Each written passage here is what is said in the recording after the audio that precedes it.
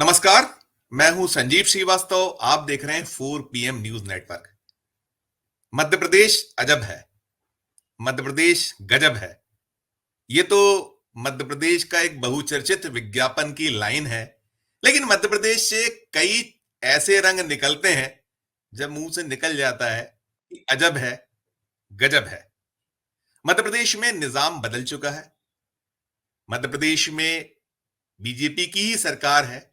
मोहन यादव मध्य प्रदेश के मुख्यमंत्री हैं।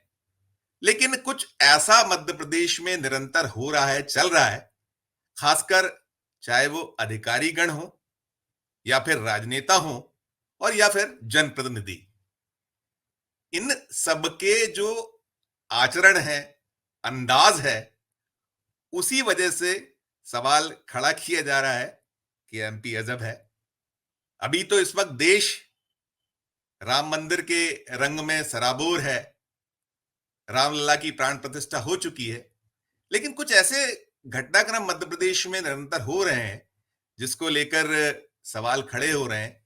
इसके अलावा अलग अलग विषय हैं। विषय है कि अधिकारियों का अपने आचरण में रहना और जनप्रतिनिधियों का पटरी छोड़ देना, दोनों विषय हैं। हमने इन दोनों विषयों पर कुछ जो घटनाक्रम मध्य प्रदेश में हुए, इसे लेकर मध्य प्रदेश के पूर्व मुख्य सचिव के शर्मा जी से भी बातचीत की।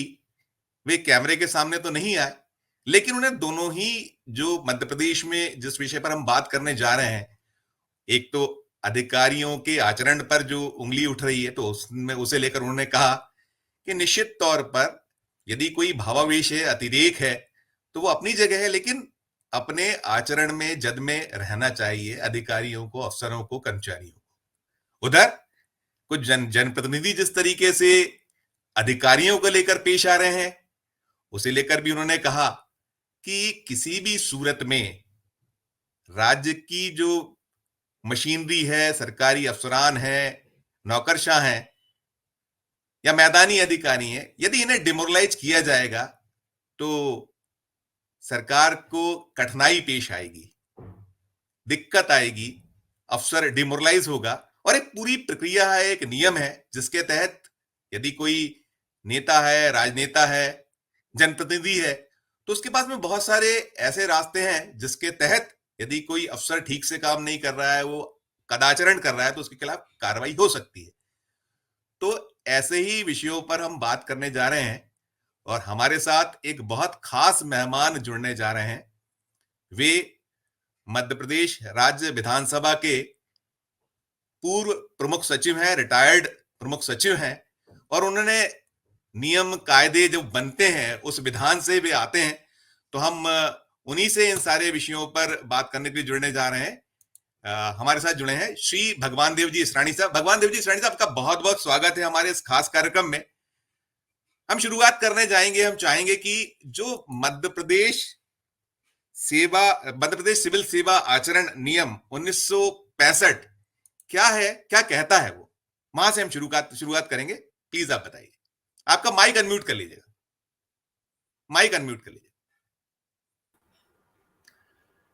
ये जो मध्य प्रदेश सिविल सेवा आचरण नियम 1965 के हैं, ये संवैधानिक प्रावधानों के तहत ही बने हुए हैं। किसी भी सिविल सर्वेंट को, किसी भी शासकीय सेवक को किस प्रकार का आचरण करना चाहिए, वो अशोभनीय न हो, मर्यादा के भीतर हो, उसके कुछ नियम हैं। करीब 23-24 नियम उन्होंने बनाए हैं, किस तरीके से उसका बिहेवियर, क्या उसको करना चाहिए, क्या नहीं करना चाहिए, इस बारे में एक उसको कोडिफाई किया गया है। और किसी भी शासकीय सेवक से ये अपेक्षा की जाती है कि उन आचरण नियमों का पालन करे, और अगर उसका उल्लंघन करता है तो उसके खिलाफ कार्रवाई भी इन्हीं नियमों के तहत होती है। अरे, हमने ये सवाल इसलिए उठाया भी हम देख रहे हैं, देखिए इस समय देश राममय है। वो रामलला जी की जो प्राण प्रतिष्ठा का आयोजन था, भव्य दिव्य आयोजन, वो हो चुका है। लेकिन हमने देखा, ये पाया, कल ही की मैं घटनाक्रम एक बात करूंगा, जब वहां अयोध्या में रामलला की प्राण प्रतिष्ठा हो रही थी, उस समय मध्य प्रदेश में एक दृश्य हमने देखा। एक शाहजहांपुर जिले के मक्सी से निकल कर आया कि एक थानेदार साहब भगवा में घूमते नजर आए। वो हाथों में त्रिशूल लिए थे, कमंडल उनके हाथों में था, और वो अपील कर रहे थे शांति की। ये इसे कैसे देखेंगे? ये कदाचरण की श्रेणी में आएगा कि इसे उनका आचरण सही माना जाएगा? कैसे देखेंगे? एक आप पूर्व जो आप प्रमुख सचिव रहे हैं, आपके पास में सारा ज्ञान है, नियमों की आपने देखा है, बना है वहीं से, क्या कहेंगे आप उस पूरे वृतांत पर? नहीं, ये टोटली कदाचरण है। ये टोटली कदाचरण है। देखिए, शासकीय सेवक जो हमारा कंडक्ट रूल है, उसमें जो शासकीय सेवक की परिभाषा दी गई है, शासकीय सेवक की परिभाषा ये कि सरकार के कार्यों से संबद्ध व्यक्ति से है। शासकीय सेवक से आशय सरकार के कार्यों से संबद्ध व्यक्ति से है। ये सरकारी काम नहीं है कि आप भगवा बस पहने और त्रिशूल हाथ में लें और इस तरीके की टोटल अशोभनीय है। हमारे यहाँ जो जितनी भी विभागीय जांचें होती है, जितना भी कार्यों में जनरली जो शासकीय सेवक पे कार्रवाई होती है, तो उसमें रूल 3 बहुत महत्वपूर्ण होता है। इस नियम का, इस कानून का जो नियम बना हुआ है 1965 का, इसका जो उपनियम 3 है, वो सबसे ज़्यादा महत्वपूर्ण है कि उसकी जो इंटेग्रिटी है, उसकी जो सन्निष्ठा है, वो एब्सोल्यूट होगी।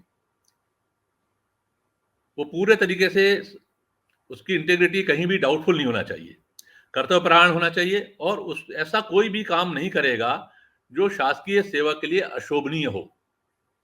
ये रूल 3 ही कहता है, पहले ही शुरुआत में ही रूल 3 जो कहता है, पहले परिभाषाएं हैं, रूल 3 जो कहता है वो ऐसा कोई कार्य नहीं करेगा जो शासकीय सेवक के लिए अशोभनीय। ये बिल्कुल उसी श्रेणी में आता है। और रूल 3 का जो रूल 3A है, उससे में ये कहा गया कि अशिष्टता का कोई कार्य नहीं करेगा, जिसमें अशिष्ट आचरण हो उसका, ऐसा कोई कार्य नहीं करेगा। तो ये टोटली उसी श्रेणी में आता है और ये बिल्कुल उस पर कार्रवाई का आधार बनता है। नहीं, अब एक कहावत है कि जैसी राजा वैसी प्रजा, तो कहीं क्या ये ऊपर से नीचे जाने वाली बात है क्या? इसको कैसे देखते हैं? देखिए, देश भर में जो चल रहा है, जिस तरीके, एक और घटनाक्रम मध्य प्रदेश में हुआ। अभी हम देख रहे थे कि एक रतलाम जिले में एसडीएम साहब थे, वो आए, उन्होंने अपने आप को हिंदुत्व का बहुत बड़ा अपने आप को बताया कि वो उनसे बड़ा हिंदूवादी नहीं होगा। उन्होंने बहुत सारे भाषणबाजी किए। मैं उस अपने दर्शकों को पहले दिखाता भी हूं, वो पूरा का पूरा क्या घटनाक्रम था, पहले वो देखते हैं, फिर मैं आपसे आगे उस पर सवाल करूंगा। जो पिछली 7 पीढ़ियां हमारी देख नहीं पाई, वो हम देख रहे हैं और हम देखेंगे।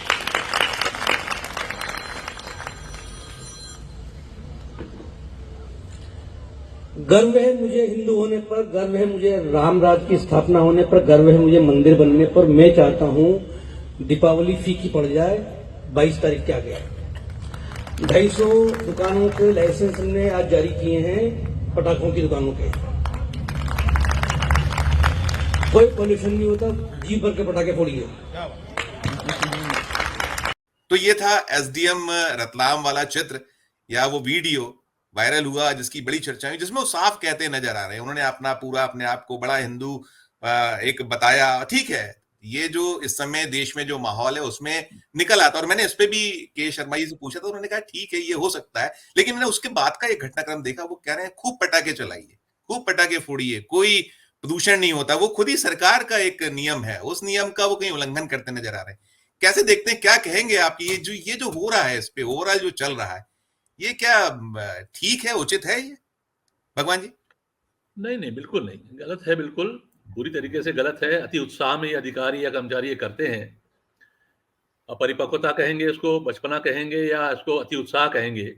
वो अपने आप को ज़्यादा अपने विधायकों के करीब बताने के लिए, अपने मंत्री के करीब बताने के लिए अपनी वो दिखाते हैं। ये बिल्कुल गलत है। देखिए, हमारे यहाँ जो ये आचरण नियम जिसकी अपन बात कर रहे हैं, उसमें जो सर्कुलर निकले, देखिए एक ये नियम है 65 का, इसके तहत कई निर्देश भी निकले हैं। उसमें ये भी निकला है कि आप आनंद मार्ग में, बीएसपी में, आप विद्यार्थी संगठनों में, जमायत इस्लामी में, अखिल भारतीय मजदूर संघ में, आरएसएस की गतिविधियों में, इन गतिविधियों में बिल्कुल भाग न लेंगे। अब अगर ये मान लीजिए राममय मामला हो रहा है, तो चलिए एक राजनीतिक पार्टी का आह्वान है और ऐसे संगठन का भी आह्वान है जो राजनीतिक पार्टी से जुड़ा हुआ है, तो इससे तो पूरी तरीके से आपका बैन है। इसमें तो आप बिल्कुल भाग ले ही नहीं सकते, बिल्कुल आपके निर्देशों में है ये। तो इस तरीके से अगर आप करते हैं तो ये बिल्कुल अपरिपक्वता है और इस पे सख्ती से कार्रवाई होना चाहिए, क्योंकि आज ऐसा है, कल वैसा भी होगा। तो शासकीय कर्मचारियों को इससे बचना चाहिए, अधिकारियों को इससे बचना चाहिए। हम एक आपको उदाहरण दें, विधानसभा में हमारे प्रोफेसर ब्रजमोहन मिश्रा अध्यक्ष हुआ करते थे। एक व्यक्ति उनसे मिलने आया, बीजेपी की सरकार थी, नई सरकार बनी थी 90 से 92 के बीच में। तो उसने ध्वज प्रणाम किया, पटवाजी के मुख्यमंत्री थे, तो उन्होंने स्पीकर को ध्वज प्रणाम किया। तो उन्होंने कहा ये ध्वज प्रणाम कैसे करते हैं तुम्हें मालूम है कि वो अपने आप को आरएसएस का सिद्ध करना चाहते थे। तो भाई ध्वज प्रणाम कहाँ किया जाता है, कैसे किया जाता है, ये भी आपको मालूम होना चाहिए ना। तो ये फिर उनको बहुत डांटा भी उन्होंने कि भाई तरीका नहीं है, तुमको अपना आचरण ठीक रखना चाहिए, और डांट डूट के भगा दिया। तो ये अति उत्साह में, कम जानकारी में कहिए, जो भी कहिए, करते आपने हैं एक चीज लोग। बताई जी, आपने एक चीज बताई कि वो भी एक दौर था कि देखिए वो भी उसी परिवेश से आते थे, लेकिन जब वो कुर्सी पर बैठे थे तो कुर्सी पर बैठते वक्त हम कहते हैं कि वो न्याय की एक आप उसमें स्थिति में होते हैं। उन्होंने वहां डांटा, उन्होंने मना किया कि ये उचित आचरण नहीं है।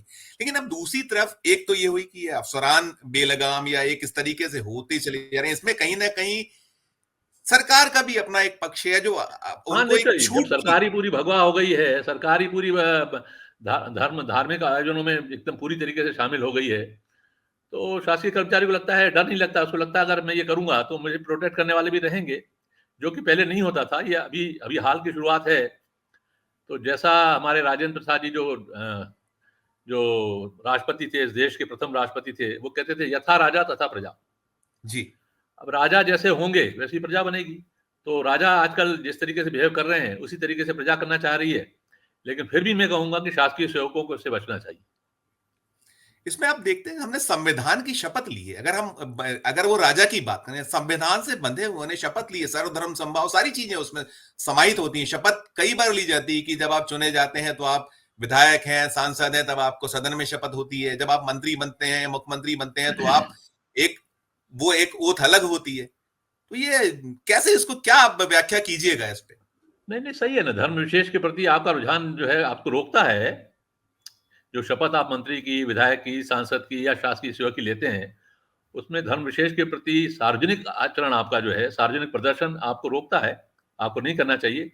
लेकिन मैंने क्या कहा कि यथा राजा तथा प्रजा, तो भय खत्म हो गया। दूसरी बात क्या है कि देखिए, एक बात श्रीवास्तव जी, संजीव जी, एक मैं कहूँगा कि लोगों को भय इसलिए भी खत्म हो गया कि हमारी न्यायपालिका भी बिल्कुल मतलब जो आप कहिए, आपका जाके वो कोर्ट में चला जाएगा, 20 साल उसके केस लगेंगे। शासन को उन पे कार्रवाई करने में भी बहुत एक लंबी प्रक्रिया है, और शासन की कार्रवाई से बचने की भी बड़ी लंबी प्रक्रिया है। तो ये जो प्रक्रियाएं न्यायालयीन हो गई हैं, ये भी लोगों को भयमुक्त कर देती हैं कि भाई क्या होगा, देखेंगे, देखेंगे, निपटेंगे। तो ये जो व्यवस्था में जो गिरावट आई है, वो चारों तरफ आई है, न केवल इसमें शासकीय सेवकों की बात करें, न्यायपालिका भी देखिए, कार्यपालिका भी देखिए, विधायिका भी देखिए। आप जहाँ जाएँ, चाहे आप सीएजी के रिपोर्ट, जो भी संवैधानिक संस्थाएँ हैं, चुनाव आयोग से शुरू करिए, जो भी संवैधानिक संस्थाएँ धीरे-धीरे नीचे आ रही हैं, तो भय खत्म होता जा रहा है आदमी का। अब भय खत्म हो रहा है, तो सारी चीज़ें हो रही हैं, और उससे बचने के तरीके उनको सबको मालूम है। किसी न किसी राजनीतिक दल से या किसी राजनेता से वो जुड़े हुए हैं, वो उनको प्रोटेक्ट करते हैं। अपनी मर्जी के अधिकारी चाहे जाते हैं, अपनी मर्जी के कर्मचारी चाहे जाते हैं। फिर उनको प्रोटेक्ट करने का ठेका भी वही मंत्री और विधायक ले लेते हैं। ठेका भी वही ले लेते। एक तो था ये दृश्य कि अफसरान कहीं बेलगाम, एक उनका अंदाज बड़ा ऐसा हो रहा है जिसपे सवाल खड़े हैं। दूसरा हम ये भी देख रहे हैं मध्य प्रदेश में अभी हाल में, पहले भी हमने देखा है कि आप भी उस समय, आप रिटायरमेंट के पहले का दौर है, आपने शिवराज सिंह चौहान का 16.5 साल का जो मध्य प्रदेश का कार्यकाल रहा, उसमें आप भी लंबे वक्त तक सेवा में रहे। वो कहते थे उल्टा लटका दूंगा, 10 फीट जमीन में गाड़ दूंगा। अभी मध्य प्रदेश में ये हो रहा है कि अब विधायक सरेआम कहते फिर रहे हैं, वो कहते हैं कि मैं उल्टा लटका दूंगा, पटवारी को कोई कह रहा है।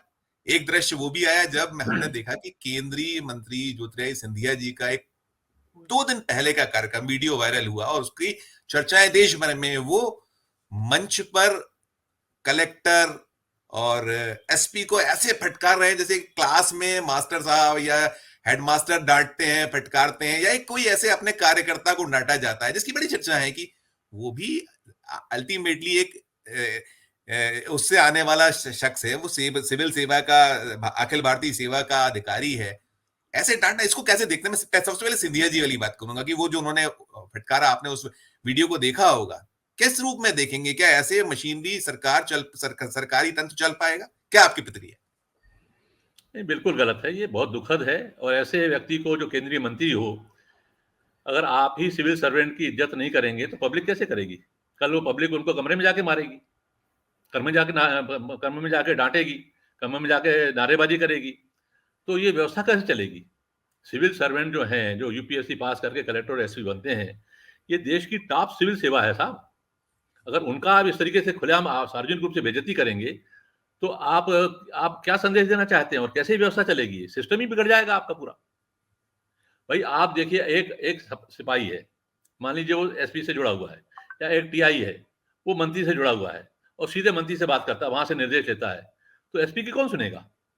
एक केंद्रीय मंत्री अगर कलेक्टर को इस तरीके से डांटेगा, एसपी को इस तरीके से खड़े रहिए, तो कल वो विधायक भी कहेगा, कल उस पंच भी कहेगा, उस सरपंच भी कहेगा, वो जनपद वाला भी कहेगा, और उसका वो तो काम ही नहीं कर पाएगा, एक व्यवस्था बन ही नहीं पाएगी। जिसको कानून व्यवस्था बनाने का अधिकार आपको दिया है, कानूनन दिया है आपने, संवैधानिक व्यवस्था है ये, उसको आप इस तरीके से उसकी व्यवस्था ऐसे बिगाड़ रहे हैं कि वो व्यवस्था बनाने में वो डिमोरलाइज हो गया, इतना डिमोरलाइज हो जाएगा कि वो आपके सामने आने में घबराएगा, पब्लिक से फेस नहीं कर पाएगा, वो जो उनके समर्थक होंगे उनको फेस नहीं कर पाएगा वो, तो क्या खाक व्यवस्था बनाएगा वो? ये तो बहुत ही मतलब अशोभनीय व्यवहार हुआ है उनके साथ, जो बिल्कुल किसी भी तरीके से उसकी प्रशंसा नहीं की जा सकती, निंदा ही की जा सकती है। हमने ये भी देखा था, पन्ना के विधायक को हमने देखा था, पन्ना के विधायक में विकसित भारत संकल्प यात्रा, ये जो सिंधिया जी वाला मामला, ये भी वो विकसित भारत संकल्प यात्रा को लेकर उनकी कोई ग्रीवेंसेस हैं कि उसका ठीक से जो योजना है जनता तक पहुंचना चाहिए, उसी को लेकर वो डांट फटकार लगा रहे थे। पहले मैं वो वीडियो एक बार और दिखाता हूं अपने दर्शकों को, जो सिंधिया जी का वीडियो था उसको दिखाना चाहूंगा, उसके बाद आगे की बात। इधर मंच पे रहो, नीचे नहीं जाने का। एसपी कहाँ है?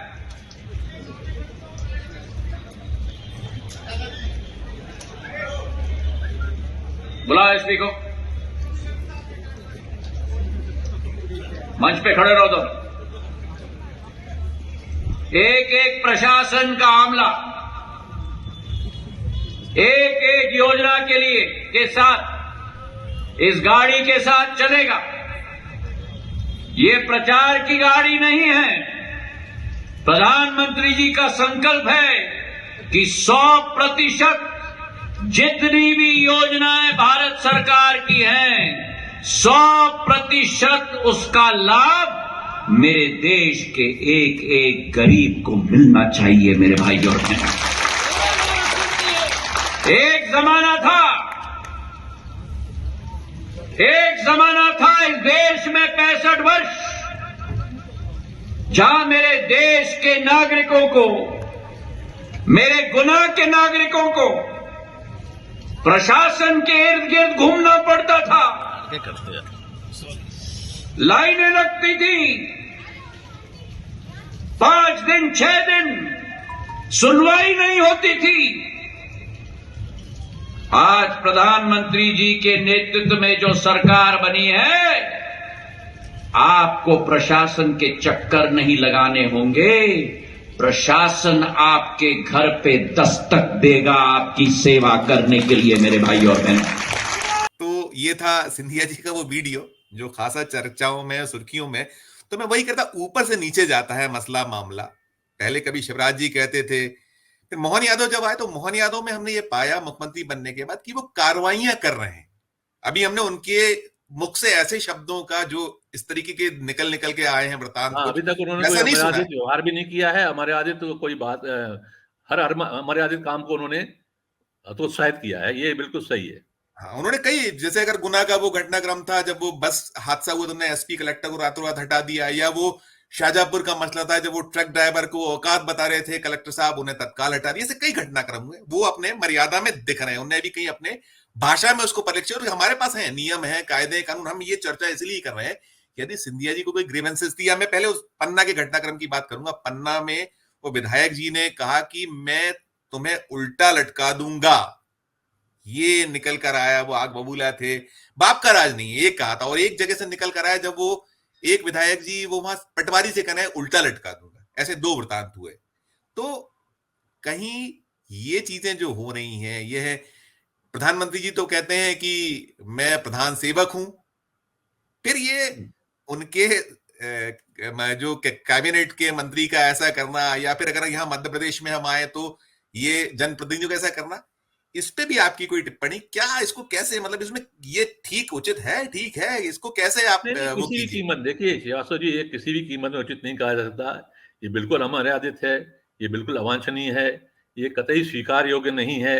लेकिन क्या है, यथा राजा तथा प्रजा की अगर बात करते हैं, मुख्यमंत्री बड़े भरे मंच पे कहता है कि मैं उल्टा लटका दूंगा, तो फिर आप विधायकों से या नीचे उसके नीचे कार्यकर्ताओं से क्या उम्मीद कर सकते हैं? भाई सवाल आपको देखिए, गंगा तो ऊपर से बहेगी, ऊपर से चल रही है, नीचे आ रही है। आप ऐसा आप ये तो मर्यादा आपको ऊपर से जो आपका प्रधान है, जो आपका हेड है, जो एग्जीक्यूटिव का हेड है, वही सिखाएगा। वही अगर ये अमर्यादित भाषा करेगा, तो नीचे वालों से आप अच्छी अपेक्षा नहीं कर सकते, क्योंकि उसको भय ही नहीं है, उसको मालूम है हमारा आका ही वैसे कर रहा है। बात वहीं से शुरू होगी। तो ये बिल्कुल अलग गलत है, बिल्कुल अमर्यादित है, बिल्कुल अवांछनीय है। इसकी कड़े से कड़े शब्दों में निंदा की जानी चाहिए। नहीं, आपको लगता है जैसे अफसरों पर कार्रवाई हो रही है, वो पटरी छोड़ रहे हैं, तो ये जो नेता हैं, राजनेता हैं, जनप्रतिनिधि हैं, इन्हें लेकर भी कहीं ना कहीं कोई ऐसा नहीं संदेश जाना चाहिए कि ये अपनी इस तरीके से पेश ना, क्योंकि आपने एक बड़ी महत्वपूर्ण बात कही इस चर्चा में कि फिर कल से तो घुस के मारा जाएगा, उन्हें काम करने ही नहीं दिया हाँ, जाएगा, जो बिल्कुल, पेश आए। तो बिल्कुल क्या होगा। आप इसमें क्या बातें कि क्या दलों को, अगर वो केंद्रीय मंत्री जैसे पेश आए, तो उनको भी कहीं ताकीद दी जानी चाहिए, या नीचे जो जनप्रतिनिधि इनको भी नहीं, कहीं ये देखिए, कहना है एक मैं कि कोई बताऊँ ऐसी आपको, पटरी ना छोड़ी। ये प्रक्रिया चली थी। ये प्रक्रिया चली थी कि मंत्रियों का भी कोड ऑफ कंडक्ट होना चाहिए, बनना चाहिए, और ये प्रक्रिया काफ़ी लंबे समय चली, लेकिन आज तक वो बने नहीं। बनना चाहिए, इसकी प्रक्रिया लंबी समय तक चली थी। केंद्र सरकार ने काफ़ी समय इन सर्कुलर भेजे थे कि भई इसको जल्दी से बनाइए, सारे मंत्रियों को कैसा बिहेव करना चाहिए, क्या उनका कंडक्ट होना चाहिए। क्योंकि जब आप शासकीय सेवक से कोई अपेक्षा करते हैं, तो वही विधायक से भी है। विधायक के लिए भी एक समिति है। विधानसभा में लगभग हम विधानसभा मध्य विधानसभा में तो है ही कि जो विधायक के लिए आचरण समिति है। अगर उसकी कोई शिकायत दुराचरण की करेगा, तो उस पर कार्रवाई होगी। तो शासकीय सेवक पे हो सकती है, विधायक पे अगर कार्रवाई का प्रावधान है, तो मंत्रियों के लिए भी होना चाहिए। मंत्री कैसा बोले, अफसर कैसा बोले, विधायक कैसा बोले, जनप्रतिनिधि कैसा बोले, हर किसी का आचरण नियम होना चाहिए। भाई हर किसी को मर्यादा में रहना चाहिए। मर्यादा से छोड़ करके आप करेंगे तो अराजकता फैलेगी। अराजकता फैलेगी तो नुकसान सबको होगा। नुकसान सबको होगा। भगवान जी, ये भी एक चीज अब सुगबुगाहट बन रही है, जैसे आपने कहा कि अभी तक मैंने भी अपने ये पाया है, हम जो अभी लगातार रिपोर्ट कर रहे हैं, 1.25 महीने के आसपास का कार्यकाल कुछ ज्यादा हो रहा है मोहन जी को, वे अपने जो भी कर रहे हैं नियम सीमा जद में रहकर, अभी उन्होंने ऐसा कोई आचरण नहीं किया जिसपे अभी उंगली उठे, सवाल उठे।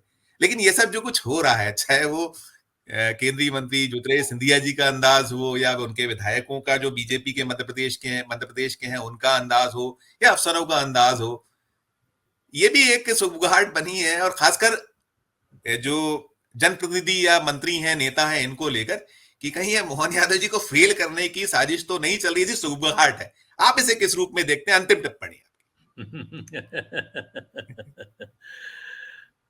अभी तक तो बीजेपी का जो जो ट्रेंड रहा है, वो 5 साल पूरे कर देने का रहा है। तो ये उम्मीद करना चाहिए कि मोहन यादव जी 5 साल चलेंगे और कोई उनको चलने दिया जाएगा। बीच में हटाने की अभी कोई हुआ नहीं है पिछले कई सालों से जो अपन देख रहे हैं। मोहन यादव जी भी काफ़ी पढ़े लिखे हैं, अनुभवी हैं, और अच्छे तरीके से उन्होंने शुरुआत की है। लेकिन उनको एक संदेश विधायकों को, मंत्रियों को, शासकीय अधिकारियों को, कर्मचारियों को जरूर देना चाहिए कि हमको हर हाल में मर्यादा में रहना चाहिए। जनता की सेवा करने का जो तरीका है, उसी तरीके से करना चाहिए। ये संदेश बहुत स्पष्ट जाना चाहिए। ये अलग बात है कि वो थोड़ा जूनियर होने की वजह से अभी वो थोड़ा-सा हिचकिचा रहे होंगे, संकोच कर रहे होंगे। लेकिन एक न एक दिन उनको ये संदेश देना पड़ेगा, ताकि व्यवस्था अगर चलानी है प्रदेश की और सुचारू चलानी है, तो उनको ये संदेश सीधा देना पड़ेगा कि ये ऐसा आचरण बर्दाश्त नहीं किया जाएगा, चाहे वो कोई भी हो। और संगठन को भी देखना चाहिए, ये बीजेपी के संगठन को भी देखना चाहिए कि जो विधायक, जो सांसद या जो भी और नीचे का जनप्रतिनिधि इस तरीके का आचरण करता है, तो उसकी लगाम कैसे बने, उसका रास्ता भी निकालना चाहिए। संगठन का भी काम है और माननीय मुख्यमंत्री का तो काम है ही है कि वो उनको, अपने अधिकारियों, कर्मचारियों को मर्यादा में रखें। हमसे बात करने के लिए बहुत बहुत शुक्रिया। आपने हमारे लिए समय निकाला अपना कीमती। हम आपके बहुत शुक्रिया। आप बैंगलोर में, एक वहां बात से भी मैं और हमसे कहूंगा, बात कर रहे हैं। एक बात मैं और कहूंगा, छोटी सी प्लीज, बात है। जी जी। एक हमारे जो आचरण नियम जिसकी अपन चर्चा कर रहे हैं, उसमें नियम 20 है। उसमें इस बात पे भी लगाम है कि आप अपने को दोष सिद्ध करने के लिए मीडिया का सहारा नहीं लेंगे। आप समझ रहे हैं? आजकल ये ट्रेंड भी बहुत बन गया है कि अधिकारी कर्मचारी अपनी सफाई देने के लिए मीडिया के सामने आते हैं, अपने अपने वीडियो जारी करते हैं और अपने किसी न किसी मीडिया चैनल में, इलेक्ट्रॉनिक मीडिया चैनल में या समाचार पत्र में भी अपनी न्यूज़ छुपाते हैं। ये ट्रेंड भी गलत है, इस पे भी रोक लगना चाहिए। ये भी माननीय मुख्यमंत्री को देखना होगा कि अमर्यादित आचरण में ये भी शामिल है कि हर कोई कर्मचारी, अधिकारी जो है, अपने को दोष सिद्ध करने के लिए कुछ गलत करता है और अपने को वीडियो ला के और प्रेस में आकर के अपनी सफाई देता है। इस पे भी रोक लगना चाहिए। बहुत बहुत शुक्रिया हमसे बात करने की। मैंने जैसे कहा, बेंगलोर में आपने हमारे वहां से समय निकाला, हमें वक्त दिया, हम आपके शुक्रगुजार हैं। धन्यवाद बहुत बहुत। Thank you, thank you, thank you. तो ये थे भगवान देव जी इसरानी, मध्य प्रदेश विधानसभा के सेवानिवृत्त प्रमुख सचिव, जिन्होंने बेबाकी से अपनी बात रखी, साफ कहा कि जो कुछ हो रहा है ये ठीक नहीं है, चाहे वो अधिकारी हो, चाहे वो जनप्रतिनिधि हो, और चाहे वो सांसद, विधायक, केंद्रीय मंत्री भी हों। और उन्होंने एक बड़ी महत्वपूर्ण बात ये कही कि इस पूरे मामले मसले को देखने के लिए मुख्यमंत्री जो मध्य प्रदेश के हैं, मोहन यादव हैं, उन्हें कहीं ना कहीं कदम उठाने होंगे। संगठन को कहीं अपने आप को ऐसे दिखाना होगा, दर्शाना होगा कि ये सब कुछ बर्दाश्त नहीं किया जाएगा, ये उचित नहीं है। ये सत्ता भी बदनाम होती है और संगठन भी इससे कहीं ना कहीं आहत होता है, बदनाम होता है। तो फिलहाल इस वीडियो में इतना ही। हम फिर किसी नए वीडियो के साथ आपके समक्ष उपस्थित होंगे। हमारा मध्य प्रदेश का ये चैनल नया है, इसे लाइक कीजिए, इसे सब्सक्राइब कीजिए, हमारे इस वीडियो को अधिक से अधिक लोगों से शेयर भी कीजिए, और हमारे इस वीडियो के कमेंट बॉक्स में जाकर कमेंट जरूर कीजिए कि ये वीडियो आपको कैसा लगा। देखते रहिए साथ में 4 PM Madhya Pradesh, 4 PM national और 4 PM हमारे अन्य राज्यों के चैनल को। धन्यवाद, नमस्कार।